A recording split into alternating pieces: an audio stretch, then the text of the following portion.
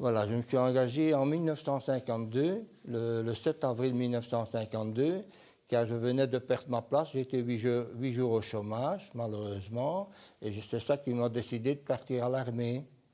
Je voulais voir du pays. C'était très très très dur l'entraînement, mais je ne voulais pas abandonner, car il y en avait deux dans mon quartier qui avaient dû abandonner, alors je ne voulais pas être le troisième. Je voulais montrer que j'étais plus dur qu'eux, quoi. Mais enfin, quand on est jeune, c'est comme ça. Hein. Je suis parti de la citadelle à Marche-les-Dames. Là, c'était plus gai, car on était dans le domaine, là. C'était beaucoup plus gai qu'à la citadelle de Namur. Et là, l'entraînement était encore plus rigoureux. Hein. On rigolait pas tous les jours, là, hein, mais enfin, on devait apprendre. Hein.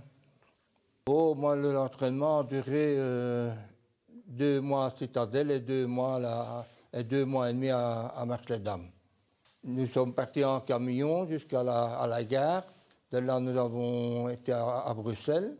Et de là, je suis parti en Corée en train jusqu'à Marseille. Et là, on a pris le bateau, la Marseillaise.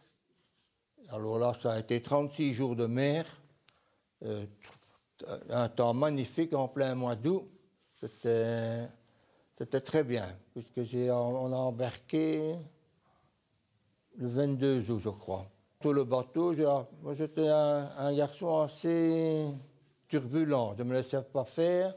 Malheureusement, j'étais souvent puni. J'ai passé plus de temps dans la cale avant que bien confortable sur le pont, quoi. Tokyo, nous sommes arrivés, on a été dans le camp Drake, là, un camp américain. On est resté un petit temps là, quelques jours. Et alors nous sommes repartis en bateau pour rejoindre Busan. Et là, on a été transportés en train jusqu'au front. Qui se situait à 60 km à peu près de Séoul. Car entre la Corée du Nord et Séoul, il y a à peu près une centaine de kilomètres. Un soir, il y en a un qui s'était tiré une balle dans la main et son fusil était resté dans le bunker pendant tout un temps et à un moment, il nous a fait nettoyer. Et j'ai pris le fusil pour aller lui porter, il m'a dit qu'il n'était pas propre, comme ça 4-5 fois, et c'était un garant. Et pour démonter ça, c'est pas facile, car on n'avait pas les garants. Nous, il y avait un type par section qui avait un garant. Et toute la section a aidé pour le nettoyer, et il ne voulait pas prétendre qu'il était propre. Alors, je l'ai rapporté, et un peu après, il me dit, il n'est pas propre. J'ai dit, écoutez, mon lieutenant, il est propre, je regrette beaucoup. Je dis, moi, je ne le fais plus. Et je suis sorti. Et alors il m'a demandé si j'oubliais rien. J'ai dit non, je ne crois pas. Je vais commencer à lui dire de toutes des choses que je ne devais pas, malheureusement. Et on m'a mis à la porte du peloton. D'un côté, c'était beaucoup mieux car j'ai été au 3e peloton. Et là, j'ai eu une vie pépère. Là, mon chef et le premier et l'adjoint de peloton, deux types charmants.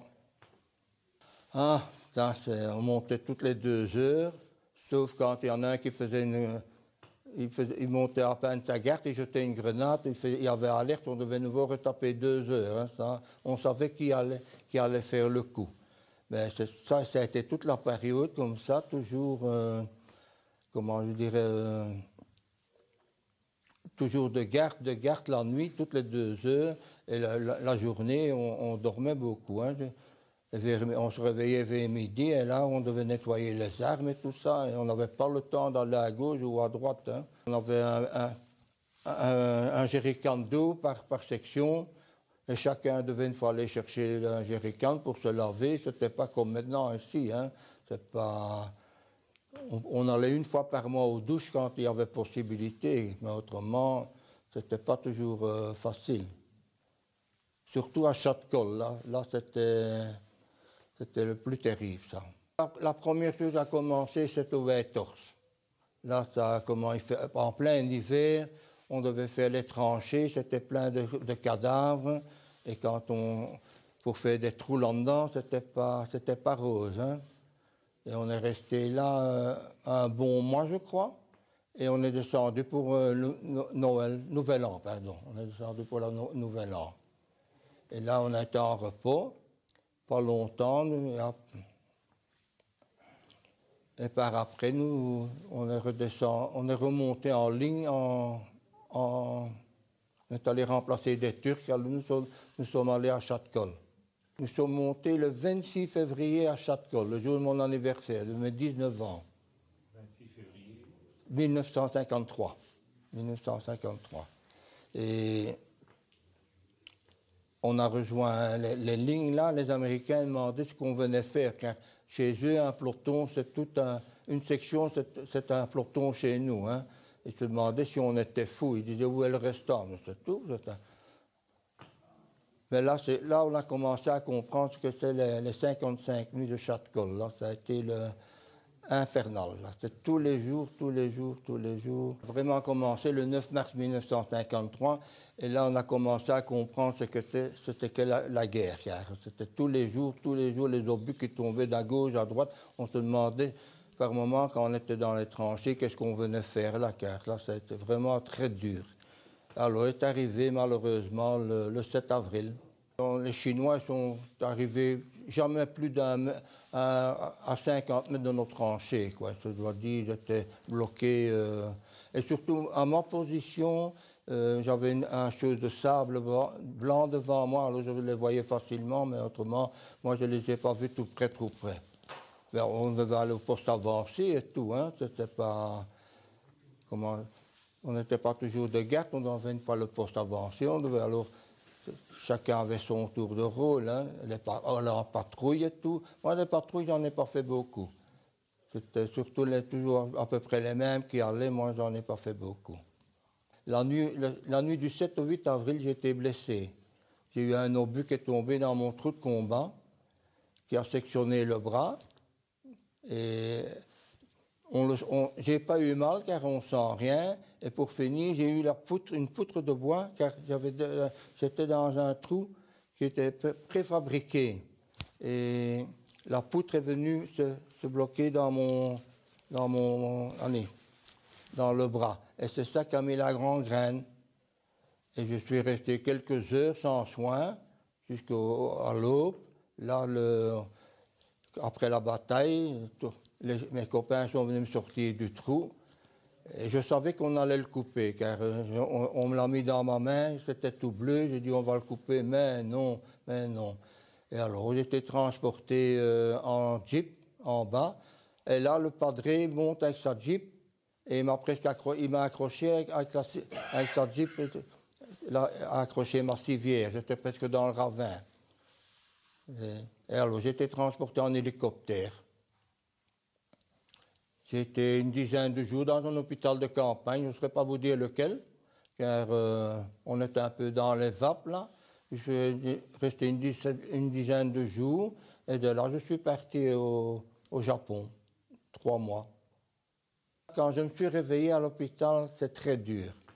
On commence à sentir tout ça. Et alors en plus je suis blessé à mes 2 jambes, 9 blessures, mais c'est pas terrible ça. Mais c'est dur quand on sent qu'il y a un vide. On dit qu'est-ce qu'on va faire quand on va rentrer en Belgique. Ça, c'est... Mais enfin, ça a été vite refait. Le moral est monté directement. Il faut savoir remonter. Hein. Ça, on l'a cherché. Hein. Je suis parti. On ne m'a pas poussé pour aller. Hein. Je suis volontaire. Je savais ce qui m'allait arriver. Hein. Et quand je suis revenu, j'ai dû tirer mon plan tout seul pour faire mes papiers et tout. Hein. On ne m'a pas beaucoup aidé. Hein. Mais enfin, comme ça, je dois dire merci à personne. J'ai été 1 an en congé.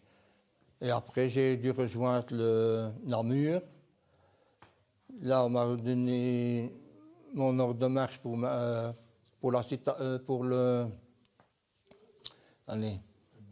petit château.